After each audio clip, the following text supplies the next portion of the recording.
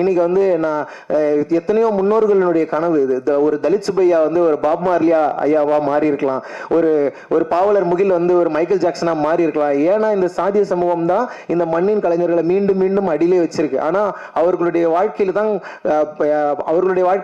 அழகு இருக்கு, அவர்களுடைய வாழ்க்கையில தான் கொண்டாட்டம் இருக்கு. யார் இந்த மண்ணில் வேர்வை சிந்தி உழைக்கிறார்களோ அவர்களுக்கு தான் அந்த செடியை பத்தி தெரியும், அந்த நாத்தை பத்தி தெரியும், அதை பத்தி பாட்டு எழுத முடியும். ஆனா அந்த கலை வடிவங்களை எப்படி அவர்கள் நிலங்களை பிடுங்கிக்கிட்டாங்களோ அதே மாதிரி அவர்களுடைய கலைகளையும் பிடுங்கி கொண்டார்கள்.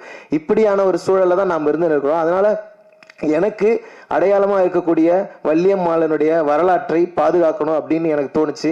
அதை வந்து எங்க பாட்டி பள்ளிக்கூடம் போல, ஆனா நான் வந்து காலேஜுக்கு போயிருக்கிறேன், பல நாடுகளுக்கு போயிருக்கிறேன், விமானங்கள்ல போறேன்னா இது எல்லாமே அவர்கள் செய்த அந்த உழைப்பின் வேர்களின் தியாகங்களை தான். அதுக்காக தான் நான் நன்றி செலுத்த வேண்டும் தான் இந்த ஆல்பமுக்கு வந்து வள்ளியம்மா பேராண்டி அப்படின்னு பேர் வச்சேன். கண்டிப்பா வந்து இது எல்லாருக்கும் ஒரு உணர்த்துதலை கொடுக்கும் அப்படின்ற